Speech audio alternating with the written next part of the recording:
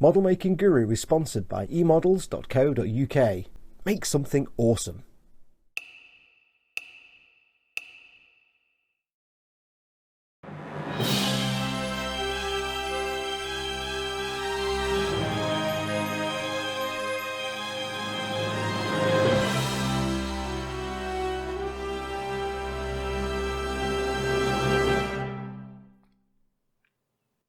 Hey everyone, it's Foxx from ModelMaking.guru here. Hello and welcome, my friends, to another exciting, thrill-packed, action-filled episode of my build of the Bandai 1/72 scale perfect grade Millennium Falcon. Yes, from my very good friends over at emodels.co.uk, your one-stop shop for all your model making needs. I'm making this video for them and I suspect you're watching it on their channel. But yes, hello and welcome. Now, if you've watched all the previous episodes in this series, and if you are, wherever you're watching this, I always put things in playlists. So whether you're on my channel or on the eModels channel watching this, do go to the homepage and go to playlists and look at the playlist for this build, and you'll see all the previous episodes and all the episodes that follow after this. That way you can quickly jump back and forth to the one you want. Now, you remember we started off doing proper filmy episodes and I was doing some bits and bobs. Then I went to doing live streams for a while, and that was purely because my plan is to get as much of this pre-assembled into sub-assemblies first, because this is the way you can do a Millennium Falcon, whichever Falcon you're doing. Get as many sub-assemblies done, and then do the painty to minimise the number of things on sticks. You don't want 100 billion parts on sticks when you can assemble all the greebles. So the last few shows have been live streams and I've been putting all the greebles on. So I'll show you where we've got up to. I've done all that now. All the sub-assemblies and pre-assembly, save for a small number of tubes and pipes, is now done. And in this episode, what we're basically going to do is effectively get the cockpit done, because whatever Falcon you are building, if there's a cockpit interior, that is the first thing you need to tackle. However the kit goes together, for the most part, with the exception of the Fire Molds Falcon. Yeah, okay, that one's a bit of an outlier, but with the exception of that one, the cockpit's always the first bit you need to tackle. So we're going to tackle that today. But let's have a quick look at what we've got done so far. Now, remember, we've done the mandibulations. We've done the mandibles. You can see here they are done and dusted. And they've just got some beautiful greebling on there. That is fantastic. Look at that. There's so many bits of kits that you can look at and identify on here. I'm not going to go through them now, but I do strongly recommend, if you want to, I'll show you all the bits. Just pause the video and have a look and see what you can recognise. There's all kind of tank parts and chassis parts. This is the base of the bridge from the Airfix pontoon bridge set. There's other bits and bobs. There's so many cool things on here that you'll see as you go along. Have a look and see. Same on this piece. Lots of bits. There's a truck chassis there, or a Jeep chassis or something similar. Porsche Carrera engine, lots of things. So it's beautiful mandibulations. Now, I've not attached these because I can put these on later on, and I want to paint these separately because I just want to minimise the size of things on my bench I'm painting. I'm not going to be able to use my spray booth because this kit's too big. So I'm going to be spraying things on my bench. And I want to keep it minimal. I don't need to put these on now, so I don't need the entire lower hull and the mandibles to be manhandling that round my bench when I can have these separate. So that's those. We have, of course, we did start off by pre-assembling the cockpit and gefahrten, which is, we're going to take all this apart again because we need to get all the interiors out and paint this. So there you go. We've seen this bit already in the other episode. Now, we do have two parts of the hull as well. Okay, so we're starting off with the lower hull, as you can see here, or as I like to call it, for those DS9 fans out there, the Fat Defiant. Yes, tough little ship. And as you can see, I'm struggling a bit to get this thing on my bench. That's why I was saying about the mandibles not being on here, because they're trying to paint this. Right, pain in the bum. So always work in sub-assemblies. So I've assembled everything on here, on the lower hull, that I can assemble before I go ahead and paint. There are some things I've left off. For example, what I call the goose feathers, the little sort of control vanes, the T-shaped pieces that go on the back of these, the engine cowling here. I've left those off because a couple of them have a decal that goes underneath. So what I'll do is basically get everything painted up, get the decals on, apply those parts that have been painted separately, and then I can go ahead and do the weathering. Because it's a push-fit kit, of course, if they're nice, snugly fitting parts, I can just push in the parts over the decaled areas, and it's fine. If I want to, I can very carefully apply some glue, very, very carefully, because it'll have a base coat with paint on it.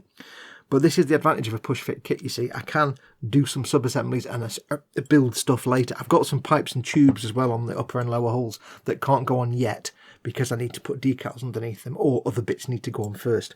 Speaking of which, one little guideline for you. On the upper hull and on the lower hull, you've got the gunwale part here. As you know, I've been gluing this together because I've got to ship it to the guys at eModels when it's done, and I don't want it to explode in the post and all the bits to fall off, so it's glued together. But I haven't attached this yet for a very good reason, and there's the interior part.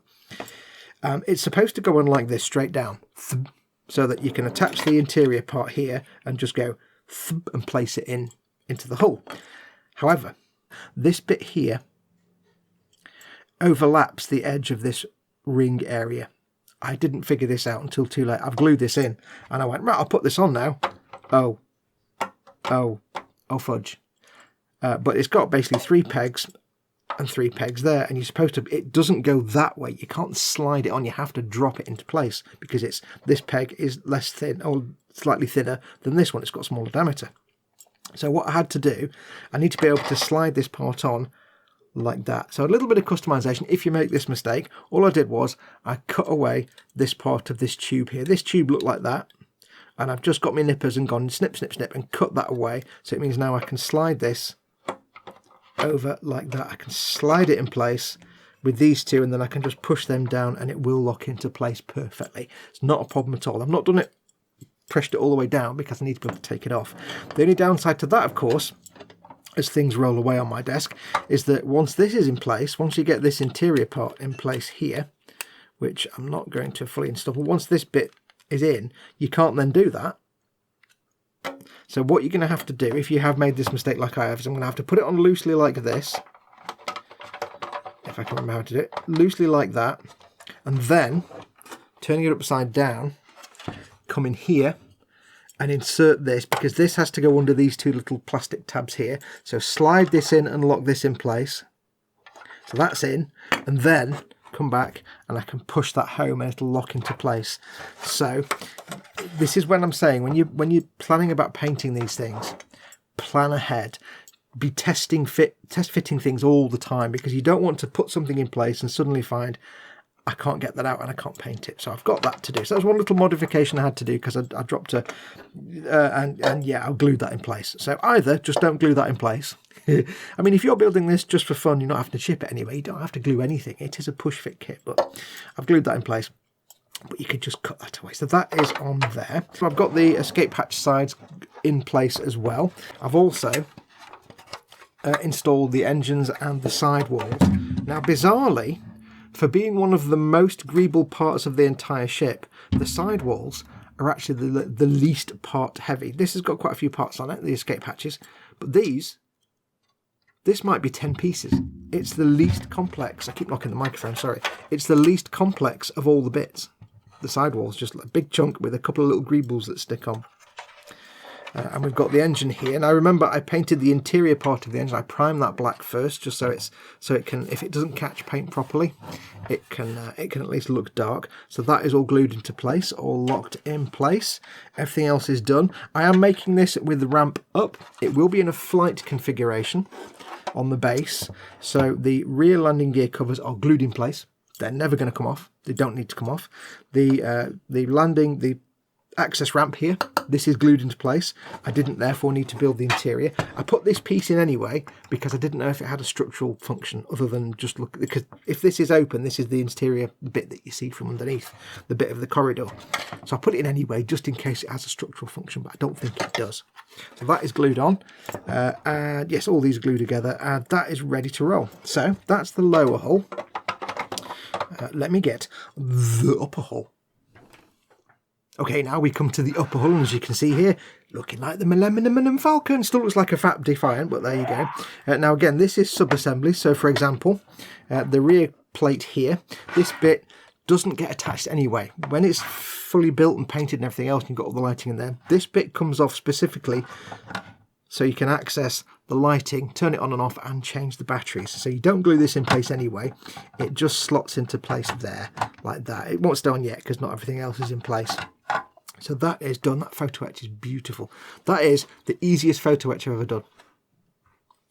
Oh, which reminds me, by the way, if you have been looking at buying this kit, it's now back in stock. eModels have secured more of these, and I'll talk about that in a bit. But eModels have got more. So if you've been looking for this specific kit, the one with water slides and photo etch, it's in stock now. Go and get it, go and get it. eModels.co.uk, go on now. Go, do it.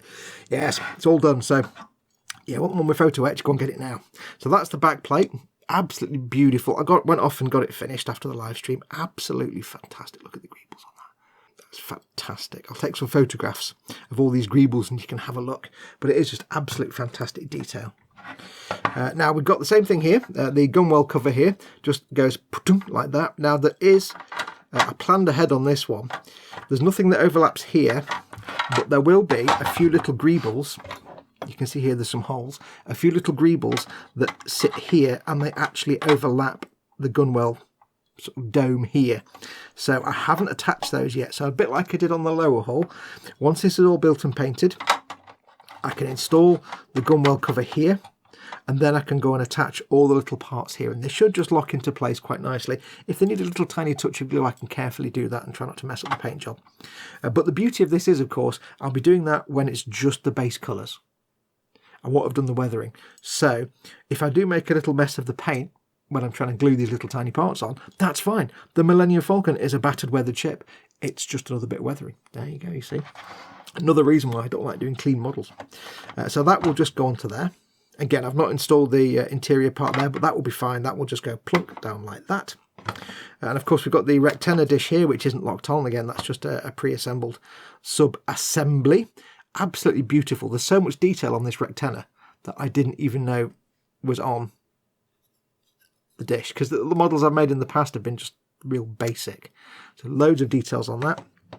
And everything else now is glued in place. Again, there's a few little tubes here and there of pipes, like some of the bits here. You can see these gaps there. They've not been attached yet because they overlap onto the mandibles, and I've not got the mandibles in place. So there are some bits where it comes down here and then over onto the mandible. These bits here, I'll do them later when I've got the base coats down.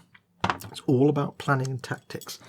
And I think that is all the sub-assemblies. Aside from a few little tiny bits and bobs, that's where we're up to. So these can all be assembled after the base coats are down. I'm going to start with the cockpit. So let me clear this away and I'll explain what we're doing with the Cockpit and Gefahrten. Okay, so on to the cockpit, which is where we're going to start. Now what we need to do on here is not the outside. What we need to do is get the interior painted. As you can see, the interior is integral. I can't have these bits together without the interior. Now, when I said before about the fine molds one being different, where you can paint the cockpit whenever you want, that's because the cockpit on the fine molds one, you can paint all this tube and then slide the cockpit in, because on the fine molds one, the interior and this part are all one piece that slides in, and this bit goes over the top and you can slide it in afterwards, which is a great way to do it. On this one, you can't have this assembled, so you have to paint the cockpit first, put it in, and then put this together. Now, the nature of this leaves us with a problem. You've got top half and the bottom half, and as you can see, great big massive seam line. Hello, you can see that from space, like and subscribe. It's huge. You can't, we're going to have to do something with that. Now, you've got one here as well, but that just, it kind of fits in with the panelling on the hull. So it looks like, you know, normal panelling. That bit there we might have to do something with. And this bit here for sure we need to fix, because that just looks like, I mean, I know you're going to have the chunk of the hull here. You could kind of get away with it, but it's going to niggle me. So yeah, we're going to need to do something with that. So we need to get this thing apart. Now, I have just pre-assembled it loosely, just so I can show you it, but we're going to have to try and get it apart. This is where I tend to use a sculpting tool. Any old sculpting tool will do. I call it my spudger, and it's for spudging things apart. So we're just going to gently prise all these back out again. Now, when we do paint this whole model, I'm going to explain to you how we're going to use like about 6 colours for the entire ship. It's great.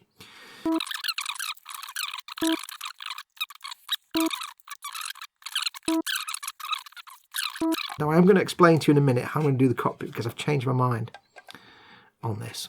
I was going to, so a lot of people had asked me to do it, and I was going to paint the cockpit interior. Now, this kit comes with full water slide decals for the cockpit. But, as you can see there, the cockpit also has a whole mess of detail, raised moulded detail, which means water slides will be absolutely useless. They just wouldn't attach, they wouldn't grip, they'd just be full of air bubbles. It'd be a nightmare. The cockpit is made of raised detail, so you can't really put the decals on without getting rid of all that raised detail. I thought it was coming apart. It was lying. And I had said, yes, I'm going to do it. I'm going to paint it properly, don't worry. However, that was when this was no longer in stock. You have to keep in mind this specific kit with the water slides and the photo etch set is discontinued. It no longer exists. It's no longer in print. If you find a copy for sale, basically it's whatever's left. There we go. Bandai has stopped making this exact kit. It's no longer in production. And my thinking was, well, whoever's got this, they're not going to be able to, necessarily find the one with the decals. You're not necessarily going to find the decal version, which means they're going to have the one without the decals and they have no choice but to paint the cockpit. So I was going to show how to paint the cockpit.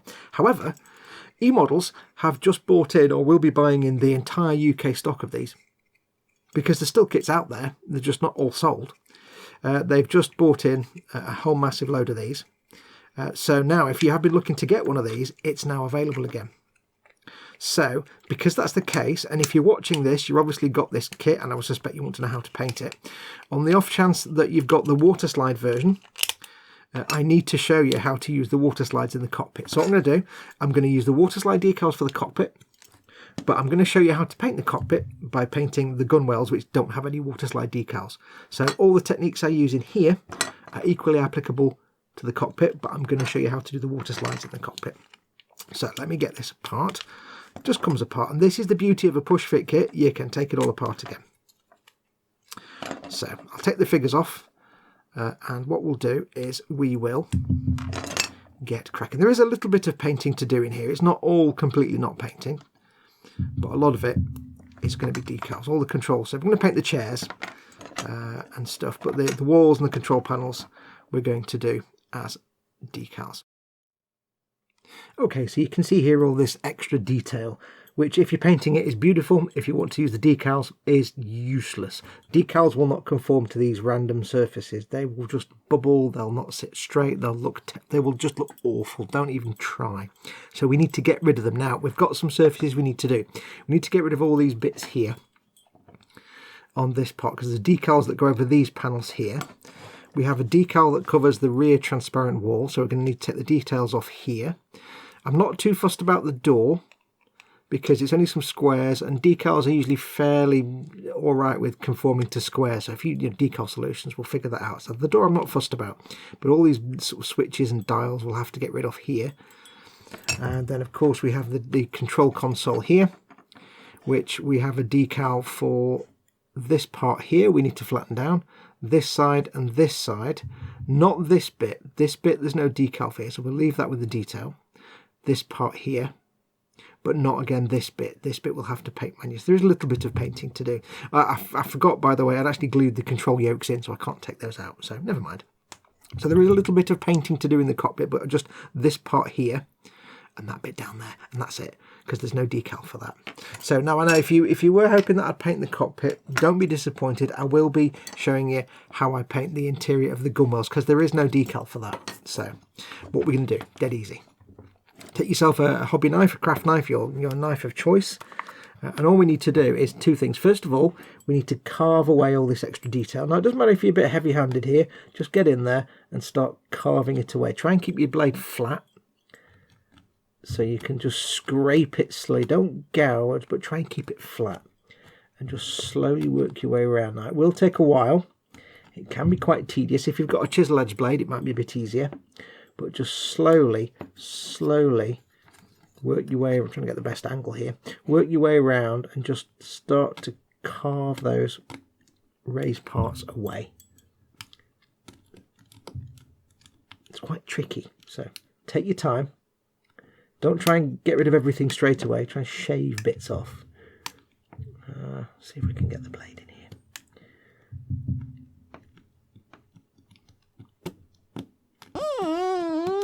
Okay, so when you've carved off all the details, you might not be able to get everything off because it is a bit of a fiddly job. It's a bit of a pain in the bum. Don't worry too much though, you'll still have some stuff left. All you need to do is get yourself a sanding stick or a file, and then just very carefully start to file these down. And there's lots of little lines and details between them. Don't worry, just get them flat. That's all we care about, is getting these flat. So you can use a sanding stick like this. I've got some files as well. You might find a file a little bit faster, but just basically go around and work your way around and just get everything nice and flat. If you've got some of the UMP thinny sticks, they're quite handy because they can go fat and thin, you see. Get you in all the little nooks and crannies. So what you want to do is now start sanding this flat and get it nice and smooth. Doesn't need to be perfect. Doesn't need to be like, you know, baby butt smooth. As long as there's no massive sticky up details. A few little lumps and bumps here is fine, because that will just give the decal a little bit of depth and realism. So it doesn't have to be perfectly smooth, just make sure there's no sort of big buttons and switches and things sticking up. So work your way around and get all that nicely sanded. Nicely. Yeah, try and keep the square angles here though, obviously. Don't smooth it into a curve, because that would suck.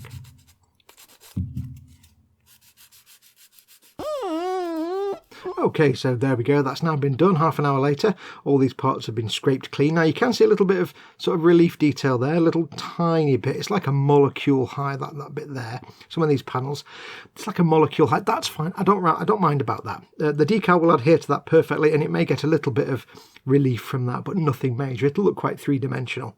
I just didn't want lots of knobs and switches and dials and levers and things, because they just will. If you've ever tried to make an aircraft kit where you've got to put a water slide on the instrument panel in the cockpit, you'll know what happens if you don't sand that cockpit instrument panel down. It just looks like garbage. So, and like I say, this is now available again from eModels, so there will be people buying this kit with the water slides, and I need to show them how to do the cockpit with the water slides if they want to do that. Anyway, that's been done.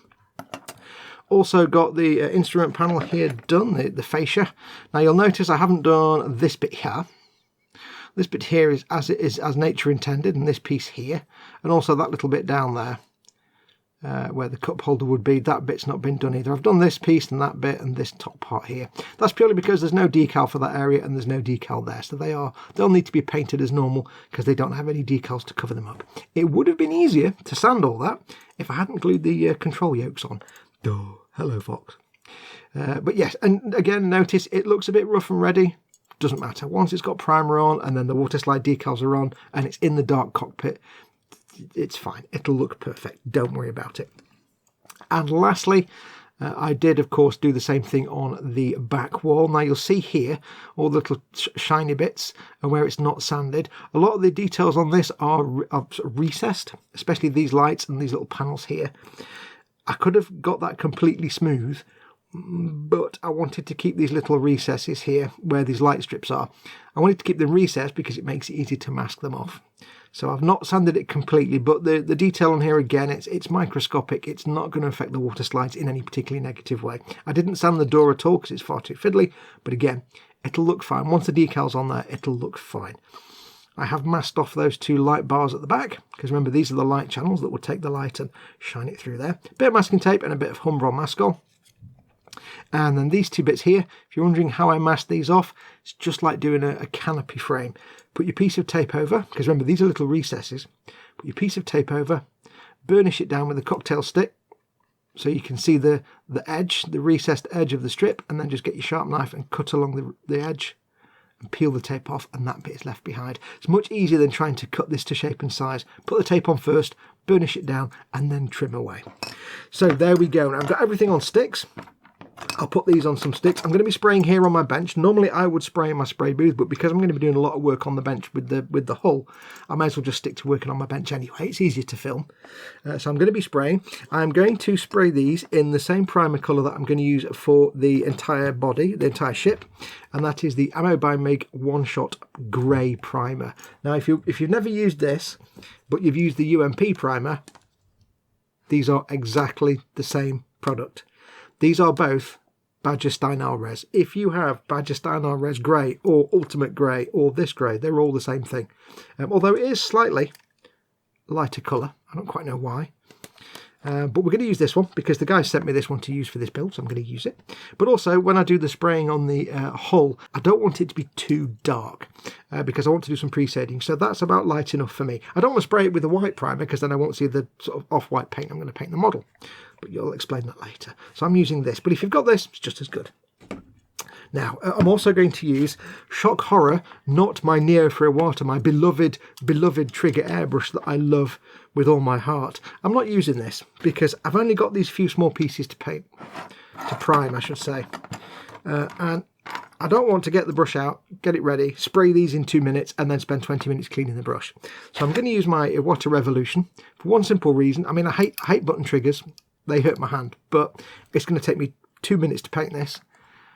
And then I can clean this in like 2 minutes. Because it's totally solvent safe and hardcore, I can just run the isopropyl alcohol through it, clean it out in a minute, and it's done. Put it back in the box. I don't have to worry. If I was spraying a massive load of stuff or doing all the hull, I'll be using this because it's a decent airbrush.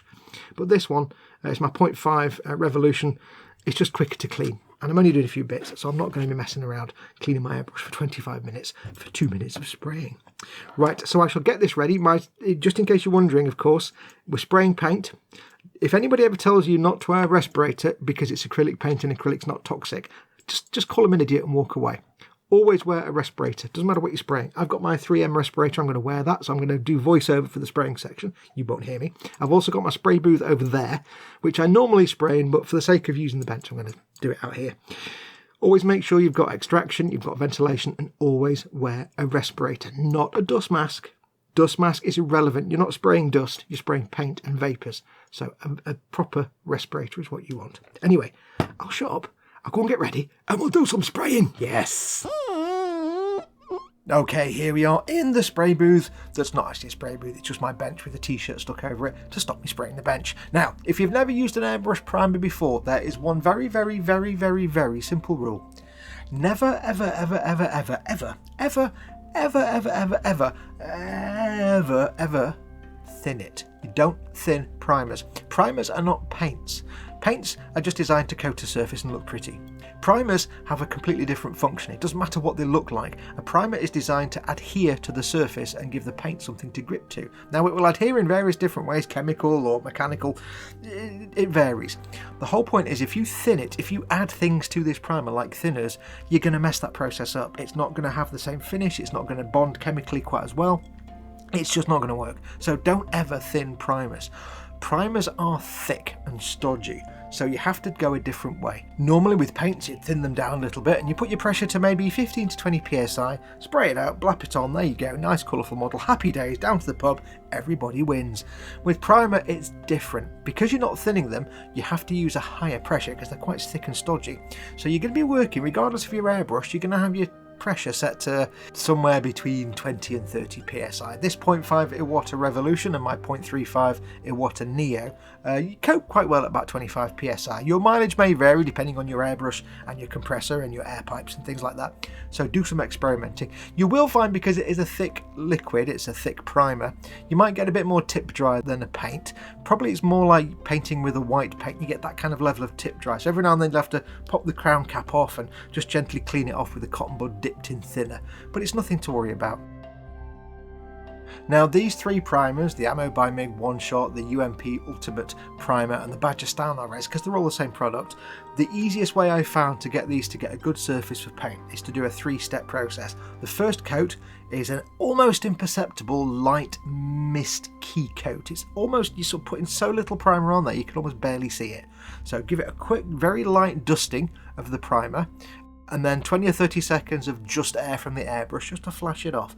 This gives the surface a bit of toothiness. It gives the next coat something to grip to because you've got this ever so slightly sticky primer on the surface rather than going just onto bare plastic. It just gives the primer an extra helping hand. You don't have to do it, but it really does help give you a smooth surface. So your key coat first, almost imperceptible, and then your second and third coats, just blap it on, just have it, just throw it on there.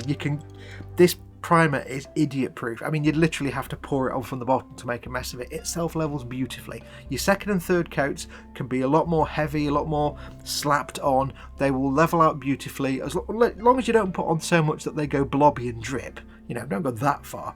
but you can be generous with the second and third coat, and that will give you a nice finish. And what you do is misty key coat first, give it 20 seconds of air from the airbrush, then you do your first heavier coat, get it all over the part, get some air from the airbrush and flash it off till it looks dry, till it's not shiny anymore, and then do your third coat, again another heavy coat, and just put it to one side then and let it dry. You don't have to do the second heavy coat, you can just do one heavy coat, it might be alright, but you know, your mileage may vary, do what you need to do, but it's always key coat first, misty key coat, and then 2 slap it on coats. Do a full 10. Slap it on! There you go, Ted, thank you. And that gives you a brilliant finish. You really can't mess this primer up. You'd have to work really hard and be a special kind of special to mess up this primer. It's idiot proof, and that's why I strongly recommend, especially if you're a beginner, get yourself the Badger Standard Res, the Ammo by MIG One Shot, or the Ultimate Primer. The Ultimate, the Ammo are sold by E-Models. Get them. You will not go wrong. Every other primer is absolute pants compared. Every other airbrush primer is pants compared to these. Get some of these.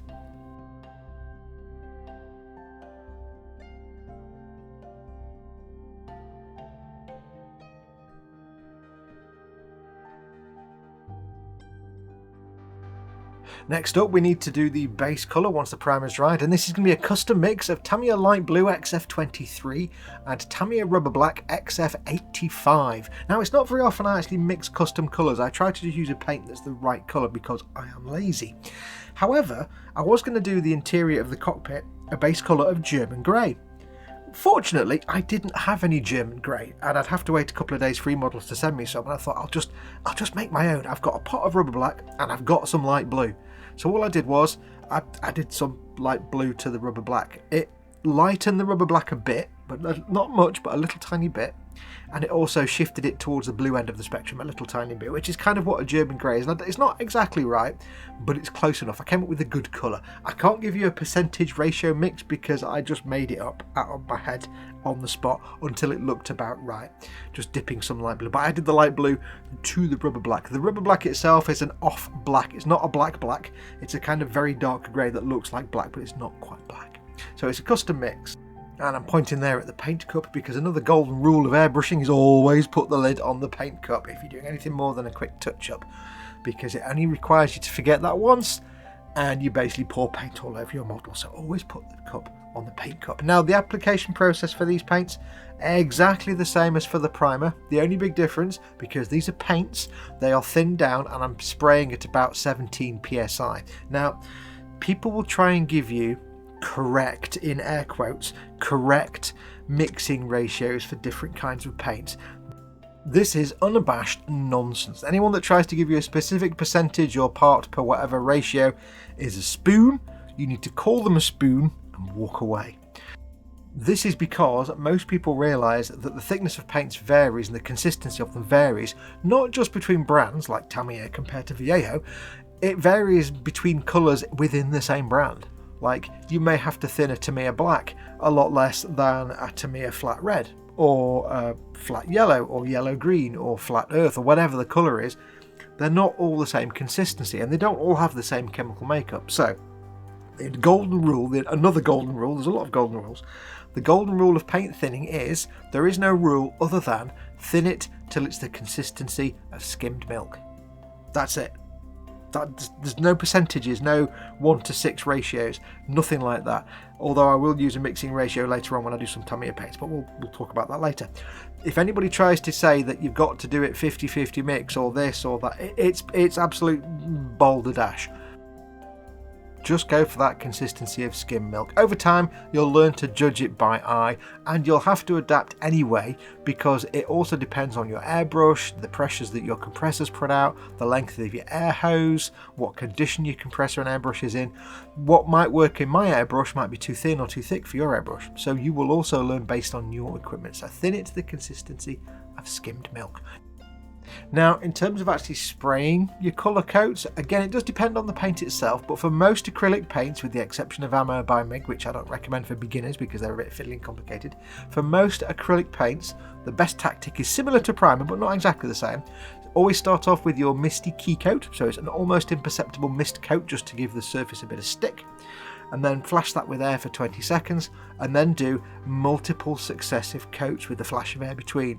But unlike the primer where you can blap the second and third coat on willy-nilly, when you're building up a colour coat with acrylic paints, you want to do each coat as a mist coat. Not quite as thin and misty as your first key coat, but you want to do a thin misty coat, flash it with air, another thin mist coat, flash it with air, another thin mist coat, and so on and so on. Do not ever just blap the paint on in one big fat thick coat, because that never ends well. Some paints really don't like that, and they'll go shiny or lumpy, or you'll get little fish eyes, or you'll get little pitting in it and bubbles. It won't work. Always build your colour up in smooth, mist, thin coats. That's the best way to get a nice, smooth and opaque finish. And just keep building up the colour until you've got the opacity you want. If you want it to be a solid colour, keep building up those layers until it's a solid colour. At first it'll be a bit transparent, it'll eventually become solid. So build up your paint coats slowly, thin, misty coats.